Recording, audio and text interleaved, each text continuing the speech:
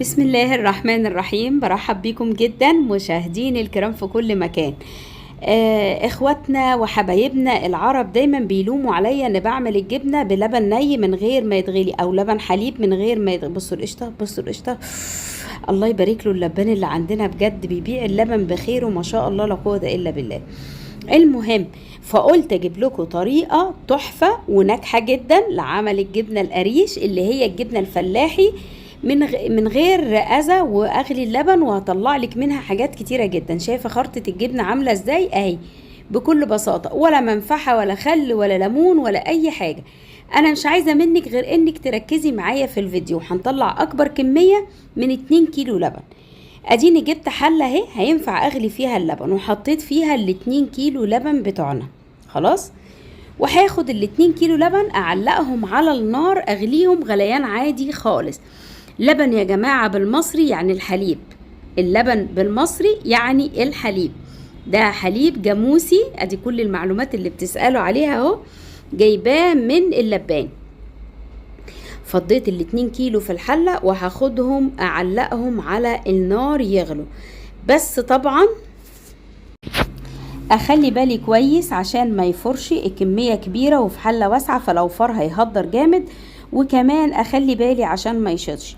طب انا هفضل واقفه له يا حنون. لو عندك الغلايه بتاعه اللبن اللي هي هوريها لك حالا، انا عندي واحده بالصدفه من بدري مش بستخدمها لاني بغلي نص بنص فببقى واقفه، لكن عشان هغلي كميه كده حطيتها اهي.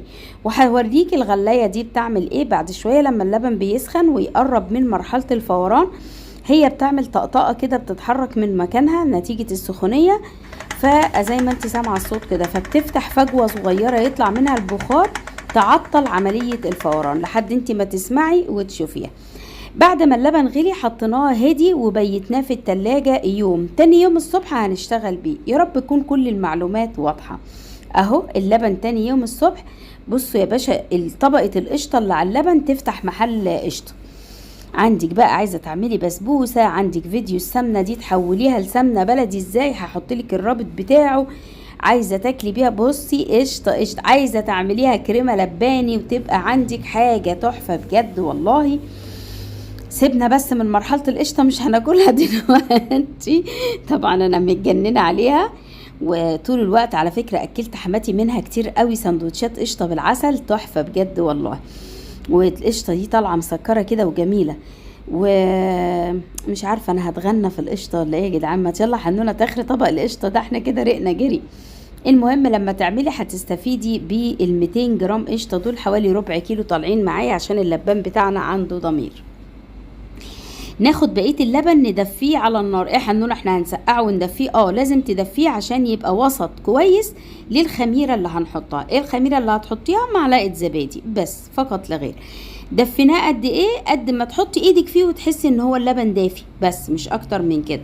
وعشان نضمن نتيجه كويسه جدا هحط على اللبن كوبايه الزبادي دي، وزبادي يعني يوجرت او مش عارفه بقى انتوا بتسموه ايه غير كده، معلش حقكم عليا. هحط لها معلقتين لبن بارد واقلبها كويس قوي وانزلها في ال2 كيلو لبن بتوعي دافيين اهم. نقلب كويس جدا يا جماعه. التقليب مرحله مهمه قوي في اتجاه واحد، وانت قلبتي في كل الاتجاهات يا حنون معلش ما يجراش حاجه، بس طلعت كويس. عشان اتاكد ان الزبادي اختلط بيه كله اهو بالمضرب السلكي كده ثواني وبس. مش هعمل اي حاجه غير اني هغطي الحله واسيبها على الرخامه. الجو لسه حر يا جماعه، وهتسيبيها على الرخامه كده. بتاخد لها حوالي من 4 ل6 ساعات بتكون اتخمرت. حنونه مش هيبقى طعمها زبادي خالص. انا بصوا مستنيه تجربوا وتقولولي. شايفين بقت خصره جامده ازاي، ويدوب كل اللي فيها شويه ميه شرش صغيرين.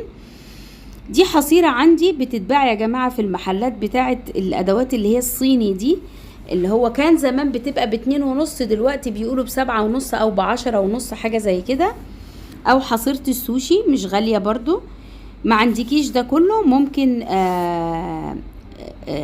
يعني اي حاجة عندك مستغنية عنها ما بتلبسيهاش تتغسل غسلة كويسة قوي وتتعقم وتشتغلي عليها.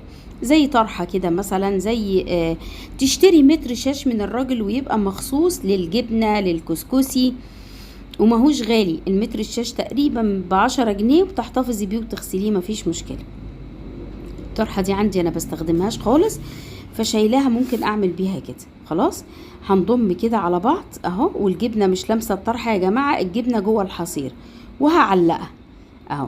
اوعي ترمي شويه الشرش دول، اوعي ترميهم، هتعملي منهم حاجات كتيره جدا، هتزودي بيهم المش، هتنقعي فيهم الجبنه البراميلي والجبنه الاسطنبولي والجبنه القريش برضو، بس تكوني غليتيه الاول. هتعملي بيه مخبوزات ومعجونات. مش هتعملي بيه حاجه خالص، حطيه في التلاجة، وكل يوم خدي فنجان على الريق وادعي لي بقى القولون العصبي وقولون التوتر وقولون اللي من الاكل اهو. انا هجمعهم هنا عشان لو عجنت بيتزا ولا لو عجنت عيش فينو ولا اي حاجه بعجن بيها، وبرضو بشرب منهم عادي يعني. طيب ادي اخدت نص الخصرة، وادي النص التاني في الحصيرة التانية اهو. شايفين عاملة ازاي متماسكة جدا يعني ما شاء الله، ومدياني كمية كبيرة قوي. دلوقتي هتشوفوهم الاتنين كيلو عملوا اكتر من كيلو جبنة قريش. بس الكيلو الجبنة القريش اللي احنا عملناه فارق كتير جدا عن الكيلو اللي بتشتريه من الست البياعة، لان كيلو بخيره والله، بالرغم من ان خدنا منه القشطة، بس اعمليه وهتدعيلي. عبارة عن جبنة كريمية. بنتي اللي عاملة الدايت خدت منه خرطتين، عملتهم لبنة، طلعوا في منتهى الجمال، عشقتها بصراحة يعني. انا زنقت بكيسين كده عشان ما يخرجوش ويقعوا من الحصيرة لو اتزنقت او حد خبطها ولا حاجة. وهنعلقهم في اي حتة في المطبخ، وتحتيهم صينية عشان برضو التنقيط ده ما يبهدلش الدنيا. هوريك انا علقتهم على الرخامة اللي عند الحوض عشان لو في اي تنقيط يتمسح بكل بساطة اهم. الرخامة اللي عند الحوض اهي، تحتيها الصينية. نفتح بقى يا معلم بقى. انا فتحت بعد 6 ساعات كمان، ما سبتهوش لتاني يوم عشان ما تصفيش من ميتها قوي وتنشف. ادي الكيسين اللي انا زنقت بيهم، وخلوا لي خرطة الجبنة شكلها خرطة تحفة. خير يا جماعة، ده خير. في الريحة في البيت قلبة بطريقة، بصوا كأني رحت البيت من بيوتنا اللي في البلد، اللي كل ريحتها خير وطبيعة وجمال. يعني الحاجة اللي على الطبيعة دي، ولا مواد حافظة بقى ولا مواد كيماوية، ولا ما هي معمولة باللبن الصافي، هي تأكليها لأولادك وانت مطمنة.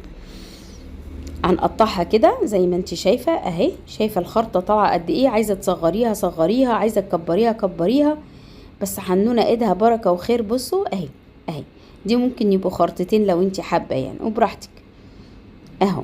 شايفين الخرطة ليها وزن لانها مدموكة وخيرها فيها. شايفين الجبنة عاملة ازاي؟ حاجة بجد والله تستحق التجربة. الكمية حلوة، وكمان ما تنسيش كمية القشطة دي. لو هتشتريها بكام؟ انا جايبة ال2 كيلو لبن ب34 جنيه. كيلو الجبنة القريش في السوق بيتباع ب30 جنيه، ده اخر سعر شارية بيه، معرفش دلوقتي بكام. وادي حوالي 40 جنيه قشطة. ولو انا غلطانة في الاسعار بالكتير بالقليل قولولي، ما عنديش مشكلة، لان انا يعني مش بشتري قوي، بس عشان عارفة اللبن مؤخرا غلي وبقى ب17 جنيه كيلو. القشطة دي بقى عملت عمايل في البيت عندنا والله العظيم. طبعا انا عندي سمنة بلدي فما سيحتهاش، سبتها ياكلوها كده اجرام، سندوتشات اجرام يا جدعان. يلا، انا بتمنى دايما الوصفة تعجبكم، وبتمنى تجربوها، وبستنى دايما رأيكم في التعليقات. ربنا يكرمكم يا رب. السلام عليكم ورحمة الله وبركاته.